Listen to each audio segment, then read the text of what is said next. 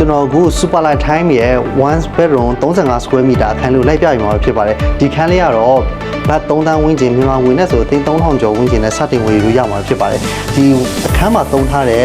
material အကြောင်းလေးကျွန်တော်နည်းငယ်ရှင်းပြပြပါဗျ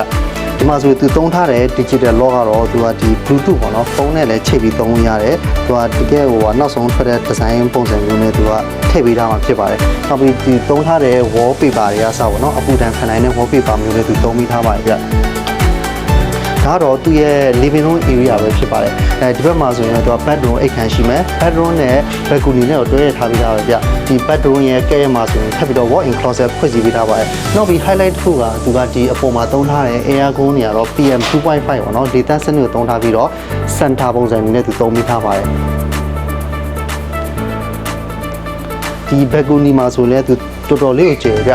သူရဲ့ဒီ outdoor air con outdoor တွေကသူအပေါ်မှာတက်ဆင်ပေးထားတဲ့အတွက်ကြောင့်မို့အပူဟတ်ခြင်းတွေပါလုံးဝမရှိပါဘူးဗျဒီဘက်မှာဆိုဒါ walk-in closet ပေါ့နော်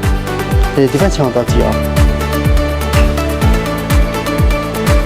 ဒါတော့ kitchen ပေါ့နော်မြန်မာတွေကြိုက် split kitchen သုံးပြီးထားတာတွေ့ရပါတယ်ဒီမှာဆိုရင်သူသုံးပြီးထားတဲ့ big in တွေပါမယ်ဒီဟင်းချက်တဲ့အခါမှာ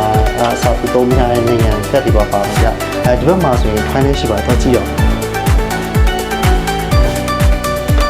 ဒီ toilet မှာဆို highlight တစ်ခုရှိရကြသူကဒီ touch screen ပေါ့နော်ဒီအင်တာတက်တဲ့အခါမှာသူကတခါနဲ့ touch screen ပုံစံမျိုးနဲ့သူသုံးပြီးထားအောင်တွေ့ရပါတယ်ဗျ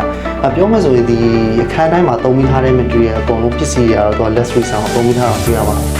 Superlight Time Project ကိုစိတ်ဝင်စားလို့ဖြစ်ဖြစ်လူကိုယ်တိုင်လည်းကြည့်ရှုနေဖြစ်ဖြစ်အောက်မှာပေးထားတဲ့ Viber နဲ့ဖုန်းနံပါတ်မှာဆက်သွယ်မြန်စုံစမ်းနိုင်ပါတယ်ထိုင်းနိုင်ငံမှာရှိတဲ့ကွန်ဒိုနဲ့လုံးချင်းဝင်မယ်ဆိုတော့ GIG Time House Space ကိုဆက်သွယ်မြန်စုံစမ်းနိုင်ပါတယ်အားလုံးကိုကျေးဇူးတင်ပါတယ်